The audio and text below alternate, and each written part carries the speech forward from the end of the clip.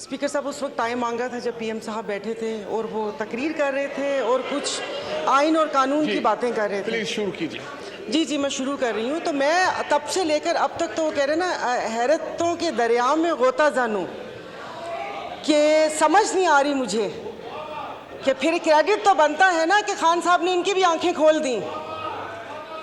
तो फ़र्क क्या रह गया कि कुछ अरसा पहले इदारों पर उंगलियां उठ रही थीं, उन पे सवालात उठ रहे थे, आज ये अदलिया पर उंगलियां उठा रहे हैं। तो वन मैन शो तो 75 सालों से इस मुल्क में, और अगर थोड़ा लाइटर मोड में बात करूं तो इतने सारे लोग वन मैन शो परफ्यूम भी लगाते होंगे। क्या पार्टी में वन मैन शो नहीं होता? तो पूछना मुझे मेरे 2-3 सवालात हैं। पूछना ये था कि यह वन मैन शो के नहीं होगा, क्या ये सिर्फ अदलिया की हद तक होगा या इसका इतलाक बाकी इदारों पर भी होगा? यानी कि आप हालात उस नहज तक लेकर जा रहे हैं कि नाउज़ुबिल्लाह फिर चीफ ऑफ आर्मी स्टाफ भी ना हो, सारे जनरल चीफ हों, एक उनका फैसला नहीं होगा। मुईशत तो तबाह कर दी, अब हाथ धोकर इदारों के पीछे पड़ गए हैं। इन 75 सालों में जो बारियां लगी उनमें इनको ख्याल किसी चीज़ का नहीं आया। अब जब बात अपने पर आई तो फिर इनको इदारों की खामियां भी दिखना शुरू हो गई। जो आवाम मर रही थी और जो इंसाफ का जो क्या कहते हैं कितने नंबर पर चला गया, कहाँ से कहाँ तक, तब ख्याल नहीं आया। लेकिन वो कहते हैं ना कि जब अपने पाँव जले तो फिर इदारों के ऊपर आ गए। और उस वक्त से मुझे सिर्फ एक बात पूछनी है कि ये जो ऐवान है ये अवाम का ऐवान है या इनके मसाइल हल करने की जगह है? ये कल भी जब ये स्पीच हुई थी, आपने जॉइंट सेशन बुलाया था, मैंने कहा शायद इस बाबरकत महीने में जो अवाम सहर और अफ्तार की लज्जतों से महरूम है, उस महंगाई में पिस रही है, शायद उसकी बात होगी। लेकिन वो लग रहा है जैसे कोई घिसी पिटी कैसेट वापस से लगा दी, और मतलब जैसे हम इस मुल्क के शहरी नहीं हैं या यादाश्त कमज़ोर है कि जो हमें पता ना हो कि यहाँ पर तोशा खाना का तो जिक्र हुआ लेकिन हार का जिक्र करना भूल गए। जब केस की बात हुई तो आप इनसे ये तो पूछें कि यूसुफ रज़ा गिलानी साहब के पिटीशन दायर किसने की थी? वो भी इन्होंने की थी। बड़े मियाँ साहब काला कोट पहन कर गए थे। और दूसरा हंसी भी आ रही थी और तरस भी आ रहा था कि उन्होंने एक बात की कि अल्लाह पाक हमारी आसानियाँ दूर करे। पीछे बैठे हुए पटवारी नहीं समझिएगा, पंखे फैन, उन्होंने कहा आमीन। सुना ही नहीं कि अल्लाह पाक आसानियाँ दूर करे। और दूसरा आपने साले मोहम्मद को बोला तशरीफ़ रखें, पीएम साहब बैठ गए, तो कितने मासूम हैं। तो यहाँ पर कोई ऐवान पे अवाम की बात करनी चाहिए। स्पीकर साहब, मतलब चीज़ें हाथ से जब फिसल जाएंगी तो फिर ये नुकसान पाकिस्तान का होगा। यहाँ पर मेरे ये इस तरफ बैठे वालों को ये खौफ था, जिसका वक्तन फ़वक्तन इजहार भी किया गया कि वो आ गए तो इनको नहीं छोड़ेंगे। उधर ये खौफ था कि अगर मैं अदालत चला गया तो ये मुझे, जेल चला गया तो ये मुझे मार देंगे। तो इस खौफ में तो गलत फैसले होते हैं। बहुत साल पहले कहा था हम इधर तुम उधर, और आज कह रहे हैं या हम या तुम।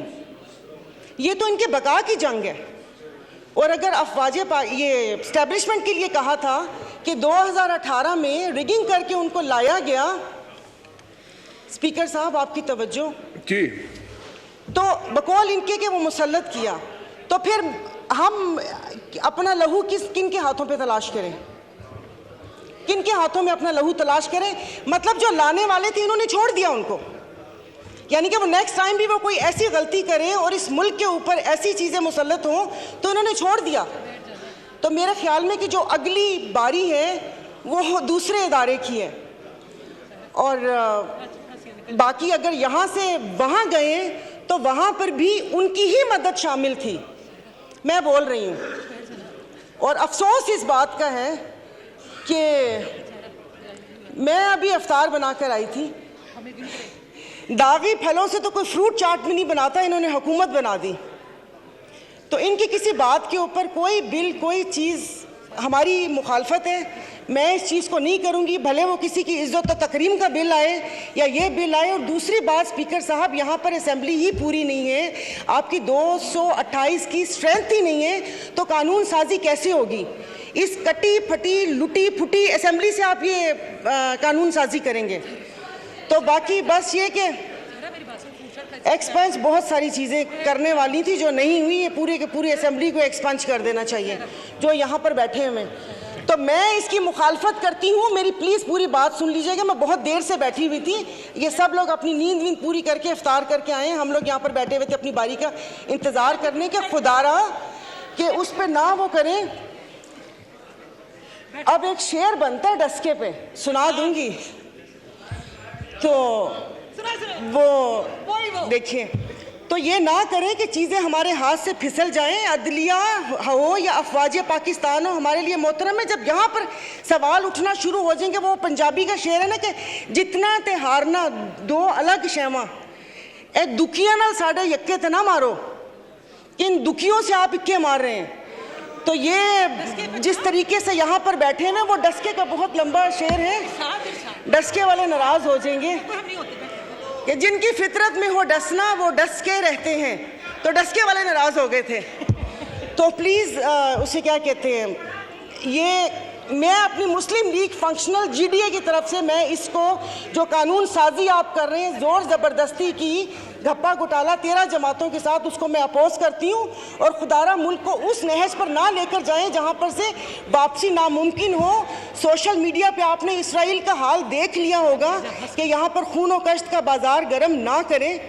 तो अच्छी बात है कि यहाँ मुट्ठी भर जमातों के लिए आप पूरे मुल्क का बेड़ा गर्क ना करें, और किसी अवाम का भी कुछ ख्याल करके उसकी बात वो कर लें। इसाक साहब बैठे हुए जिन्होंने शरबत भी लोगों की पहुंच से दूर कर दिया, उन्होंने को पूछा भी नहीं होगा कि अवाम का क्या हाल है क्या हाल नहीं है।